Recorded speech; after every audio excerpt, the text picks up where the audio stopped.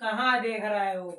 अब लग रहा है तुमको भी लाइफ बनती है, लग रहा है तुमको भी लगता है लाइफ बनती है रिस्क से और व्यक्ति चूतिया बनता है इश्क से। भाई बिल्कुल सही बात है, मगर इस जमाने में ये कुछ नहीं है। लाइफ बनती है तो सिर्फ मेहनत करने से भाई। अगर आप मेहनत करोगे तो लाइफ बन जाएगी। हाँ भाई, तो हेलो दोस्तों, स्वागत है आपका एक नए वीडियो में। तो आज हम लोग बात करने वाले हैं कार्बन के अपरूप। किसकी? कार्बन के अर्क किसकी भाई?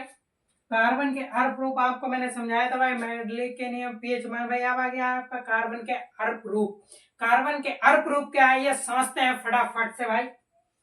कार्बन के अर्क किसी धातु का, किसी तत्व का एक से अधिक रूपों में, किसी तत्व का एक से अधिक रूपों में पाया जाना अपरूपता कहलाता है। भाई क्या कहलाता है? किसी तत्व का एक रूप से अधिक रूप में पाया जाना अपरूपता कहलाता है तथा इसे रूपों का अपरूप कहते हैं। क्या कहते हैं भाई? तथा इसे रूपों का अपरूप कहते हैं। जैसे कि भाई क्या है, सुनो, अपरूपता क्या है?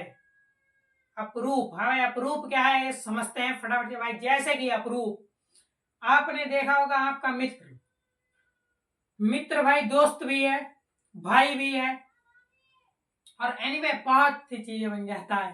तो क्या है, वो एक व्यक्ति एक रूप से अधिक रूप में बन जाए तो उसे हम अपरूप कहते हैं भाई। आपने समझा? अब पूरा समझ लेते हैं भाई। आइए समझते हैं फटाफट। किसी तत्व का एक से अधिक रूपों में पाया जाना क्या है भाई? किसी तत्व का एक रूप से अधिक रूपों में पाया जाना अपरूपता कहलाता है भाई। क्या कहलाता है? अपरूपता क्या कहलाता है? अगर कोई पूछे भाई अपरूपता क्या है, अपरूपता क्या है भाई? एक किसी एक तत्व का एक रूप से अधिक रूपों में पाया जाना अपरूपता कहलाता है भाई। आपने समझा? चलिए बढ़ते हैं। अपरूपता कहलाता था इन रूपों का अपरूप तथा इन रूपों को अपरूप कहते हैं भाई। ठीक है, आपने समझ लिया। तथा इन रूपों को अपरूप कहते हैं, इन रूपों को अपरूप कहते हैं। कोई दिक्कत नहीं ना? तो आइए, जैसे कि निम्न, अब इसके भाई देख ही लेते हैं कौन से रूपों का अपरूप, इन्हें हम कैसे कहते हैं भाई। जैसे कि भाई, जैसे कार्बन निम्न अपरूप होते हैं भाई। कार्बन जो है निम्न अपरूप है, इसके एक नहीं कई और रूप है भाई कार्बन के। आइए इसे भी देखते हैं फटाफट। जैसे कार्बन निम्न अपरूप है, आइए भाई, कहाँ देख रहे हो। अब लग रहा है तुमको भी लाइफ बनती है, लग रहा है तुमको भी लगता है लाइफ बनती है रिस्क से और व्यक्ति चूतिया बनता है इश्क से। भाई बिल्कुल सही बात है, मगर इस जमाने में ये कुछ नहीं है। लाइफ बनती है तो सिर्फ मेहनत करने से भाई। अगर आप मेहनत करोगे तो लाइफ बन जाएगी। हाँ भाई, एक चीज तो पक्का है, अगर रिस्क से इश्क करोगे तो हमेशा सक्सेस पाओगे।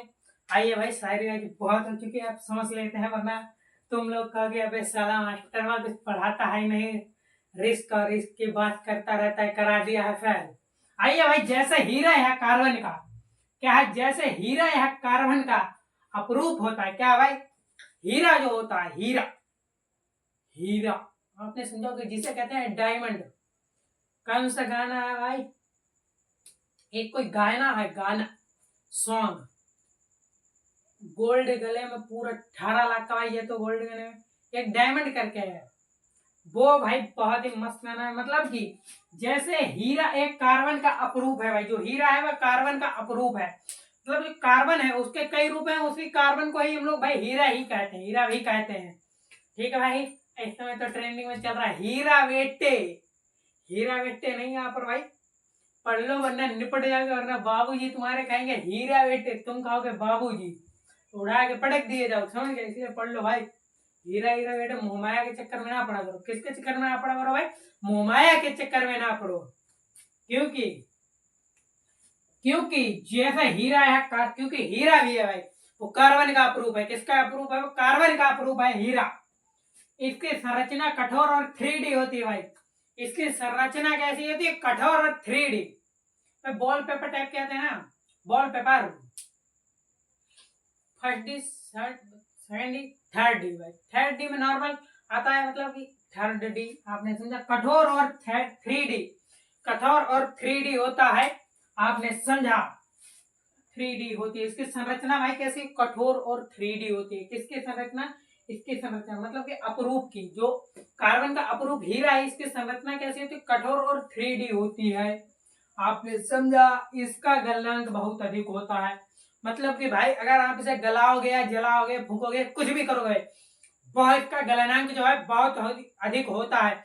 तो इसे जलाने की यानी कि गलाने के लिए बहुत ही आपको मेहनत करनी पड़ेगी।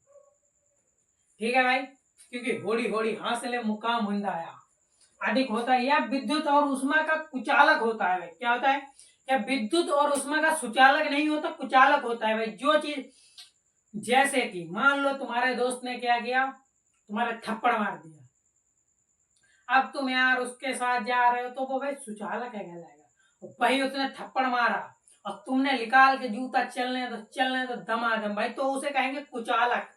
क्या कहेंगे, कुचालक। इसका इसका यहाँ पे थे भाई 3D होता है। इसका गलनांक बहुत ही, या विद्युत और उष्मा का कुचालक होता है। मतलब विद्युत यानी कि लाइट और उष्मा यानी कि आग। आग का भाई ये हीरा कुचालक होता है, आपने समझा। ठीक है, कुचालक। इसका उपयोग काटने के औजार बनाने वाले, इसका उपयोग हीरे का जो उपयोग है वो काटने के औजार में भाई। अब बहुत से लोग गलत समझ रहे हैं, क्या काटने के औजार में भाई साहब, औजार काटने, जैसे कि मोतियाबिंद हो गया भाई, सब निकालने के काम में आता है यार। इसीलिए बेटा जीवन तुम्हारा बर्बाद है, समझ रहे हो ना। इसका उपयोग काटने के औजार बनाने में, आंखों से मोतियाबिंद निकालने का उपकरण बनाने में तथा आभूषण बनाने में होता है। किसका उपयोग भाई, किसका उपयोग, हीरे का उपयोग। हीरे का उपयोग काटने के औजार बनाने में भाई। क्या, काटने के औजार बनाने में, आंखों से मोतियाबिंद निकालने का उपकरण बनाने में तथा आभूषण बनाने में होता है। किसका, हीरे का उपयोग। आगे है आपका भाई ग्रेफाइट। समझते हैं ग्रेफाइट को भी। ठीक है भाई, समझ लिया आपने। तो ग्रेफाइट, आइए भाई समझते हैं ग्रेफाइट। दूसरा है भाई आपका इसका ग्रेफाइट, या पटकोणीय यानी कि पट वाला भाई, पटकोणीय संरचना बनाता है। ग्रेफाइट जो होता है पटकोणीय संरचना बनाता है। ठीक है, यह पटकोणीय संरचना बनाता है। यह हीरे से हल्का, क्या है भाई, यह हीरे से हल्का और मुलायम,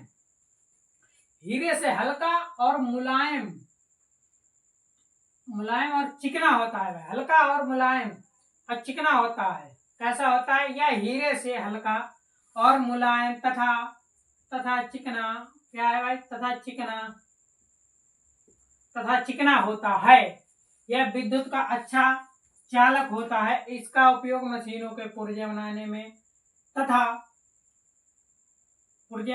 पेंसिल में तथा इलेक्ट्रोड के रूप में होता है भाई। आइए समझते हैं इसकी इसने कहां पर क्या किया गड़बड़ी भाई। जो ये बना ग्रेफाइट, बना हीरे का भाई है ये। पता कैसा भाई, ये सगा भाई है। सगा, हाँ भाई, सगा नहीं है, बल्कि मौसी का लड़का है ये ग्रेफाइट। जो हीरा है उसकी मौसी का लड़का है ये ग्रेफाइट। याद करने के लिए मौसी का लड़का बना लो, कोई दिक्कत वाली बात नहीं है। तो भाई हीरे का जो है मौसी का लड़का है ग्रेफाइट। क्या है, ये ग्रेफाइट है। अब भाई इनकी और उसकी रहती है खिंची, हीरे की और ग्रेफाइट की रहती है खिंची। क्यों खिंची रहती है, कि एक जो दोस्त है भाई, मतलब दोस्त ही रख लो। तो होता क्या है भाई, आइए समझते हैं इसको पूरी तरह से। यह षटकोणीय संरचना बनाता है। और हीरे का क्या है भाई, इनकी खिंचती कहां पर, ये आपको बताता हूं। चिकना होता है, यह विद्युत का अच्छा चालक होता है। ये जो दोस्त है, इसका जो दोस्त है, मतलब इसका और हीरे का, तो होता क्या है, हीरा जो होता है भाई वो विद्युत को कुचालक होता है, विद्युत का कुचालक होता है। और ये जो ग्रेफाइट है, ये विद्युत का बहुत ही अच्छा चालक होता है। तो होता है यार क्या है, ये साला उसको अपनी मौसी का लड़का बनाए बनाए घूमता रहता है। तो इसीलिए ग्रेफाइट और हीरे में कभी नहीं बनती। और होता, ये हल्का भी होता है और भाई मुलायम भी होता है और चिकना भी होता है।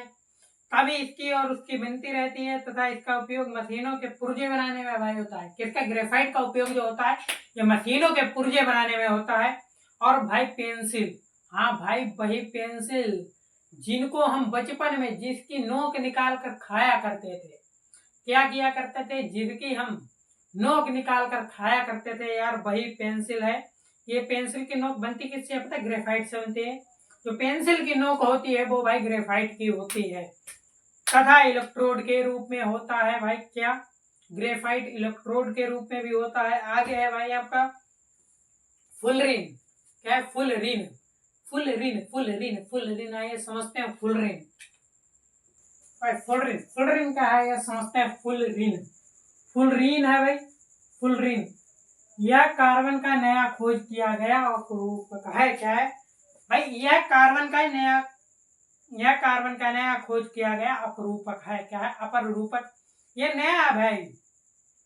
फुलरिन जो है, फुलरिन ये नया अपरूपक आया हुआ है। इसकी खोज कब की गई थी? 1985 में इसकी खोज की गई थी। क्या है भाई? यह कार्बन का नया खोज किया गया अपरूपक है। इसका अणुसूत्र CN बताया गया है। CN मतलब कि क्या हुआ? कॉपरनीशियम। भाई कॉपरनीशियम क्या है? कॉपरनीशियम जिसका प्रतीक CN ये है भाई, इसका प्रतीक CN है। कॉपरनीशियम, CN का मतलब है भाई कॉपरनीशियम बताया गया है, जहां N 60 = 70 या इससे अधिक हो सकता है। इसकी आकृति गोलाकार बताई गई है भाई, फुटबॉल की तरह इसकी आकृति बताई गई है। आगे है आपका कार्बन का समचतुष्फलकीय प्रकृति। ठीक है भाई, आइए समझते हैं कार्बन के समचतुष्फलकीय प्रकृति। क्या है? कार्बन के समचतुष्फलकीय प्रकृति। आइए समझते हैं कार्बन के समचतुष्फलकीय प्रकृति को। किसको? कार्बन के समचतुष्फलकीय प्रकृति को। कार्बन परमाणु की चारों संयोजकताएं। क्या है भाई? कार्बन परमाणु की चारों संयोजकताएं एक ही तल में उपस्थित नहीं होती। क्या है भाई? कार्बन की चारों संयोजकताएं एक ही तल में उपस्थित नहीं होती हैं, नहीं होती। इस लीवेल और वान हॉफ ने समझाया और बताया कि कार्बन किसी समचतुष्फल। क्या बताया और क्या समझाया? कि कार्बन किसी चतुष्फल के केंद्र पर आधारित। क्या है? केंद्र पर समझाया और बताया कि किसी चतुष्फल केंद्र पर उपस्थित होता है। क्या है? समचतुष्फल के केंद्र पर उपस्थित होता है, जबकि उसको चारों। क्या है भाई? जबकि उसको चारों समभुजकताओं सुफलक शीर्ष पर होती है तथा दो संयोजकताओं के बीच कोण 109.28 होता है। इसे कार्बन की संयोजकता फलक प्रकृति कहते हैं भाई। जैसे कि आप समझिए समचतुष्फलक यानी कि भाई हाइड्रोजन है। हाइड्रोजन क्या करता है? 4 चीजों को जोड़ता है भाई। तो वो क्या समझता है? हमेशा जोड़ता रहता है, बुलाता रहता है यार। कितने लोगों को वो कार्बन अकेला बुला सकता है? 4 लोगों को। आइए देखते हैं भाई। ये रहा आपका कार्बन। क्या है? ये रहा आपका कार्बन। ये इसने एक हाइड्रोजन यहाँ पर जोड़ा, एक हाइड्रोजन यहाँ पर जोड़ा, एक हाइड्रोजन यहाँ पर जोड़ा भाई। 3 हाइड्रोजन हो गए और चौथा हाइड्रोजन जोड़ लिया नीचे यहाँ पर भाई। ये दिख रहा होगा आपको, नहीं दिख रहा है तो देखिए भाई, ये रहा आपका चौथा हाइड्रोजन भाई। तो है क्या? ये समचतुष्फलक यानी कि भाई इसमें समान चारों भुजाएं समान है, इसीलिए हम इसे कहते हैं समचतुष्फलक। इस समचतुष्फलक पतंग की तरह लग रहा है, समोसे की टाइप का। बहुत ही आकार अगर देखा जाए तो मिल जाएंगे इसके समचतुष्फलक भाई, इसे कहते हैं। आगे है आपका संतृप्त और असंतृप्त हाइड्रोकार्बन भाई। संतृप्त और असंतृप्त हाइड्रोकार्बन समझते हैं उसे भी। संतृप्त और असंतृप्त हाइड्रोकार्बन। संतृप्त और असंतृप्त हाइड्रोकार्बन क्या है? वे हाइड्रोकार्बन। क्या है? वे हाइड्रोकार्बन जिसमें कार्बन की चारों संयोजकताएं क्या है? वे हाइड्रोकार्बन जिनमें कार्बन की चारों संयोजकताएं सिंगल बॉन्ड से जुड़ी होती हैं, यानी कि भाई सिंगल बॉन्ड, इसे आप ऐसे भी लिख सकते हैं या ऐसे सिंगल बॉन्ड लिखिए, सिंगल बॉन्ड से जुड़ी होती है, वे संतृप्त हाइड्रोजन कहलाते हैं। भाई संतृप्त हाइड्रोजन क्या कहलाते हैं? वे हाइड्रोकार्बन जिनकी चारों संयोजकताएं सिंगल बॉन्ड से जुड़ी होती हैं वह संतृप्त हाइड्रोकार्बन कहलाते हैं। भाई सादा सा है भाई। अगर कोई कहे संतृप्त हाइड्रोकार्बन क्या है भाई, तो आप बता सकते हैं वे हाइड्रोकार्बन जिनमें चारों संयोजकताएं सिंगल बॉन्ड से जुड़ी होती है वह संतृप्त हाइड्रोकार्बन कहलाते हैं। भाई ठीक है, आपने समझा। जैसे भाई CH4, यानी कि जैसे CH4 है भाई, हमें लग रहा है आपका एथेन, नहीं भाई मेथेन है ये CH4 यानी मेथेन, और एथेन का है C2H6 एथ मेथ प्रोपेंट हेक्स हेप्टेट नॉन ड्यूडेकेंडेट। मैं आपने समझा। जैसे संतृप्त हाइड्रोजन कहलाते हैं, जैसे CH4 यानी कि एथेन वो मेथेन, और एथेन हो गया C2H6 आदि, जब कि वे हाइड्रोजन जिनमें दो क्या है, जबकि वे हाइड्रोजन जिनमें दो कार्बन परमाणु डबल बॉन्ड या ट्रिपल बॉन्ड से जुड़े होते हैं वह असंतृप्त हाइड्रोकार्बन कहलाते हैं। जैसे भाई C2H2 आदि। भाई आपने समझा। ठीक है, आगे आपका संकलन अभिक्रिया। क्या संकलन अभिक्रिया? मिलते हैं भाई अगले वीडियो में, तब तक के लिए जय हिंद जय भारत।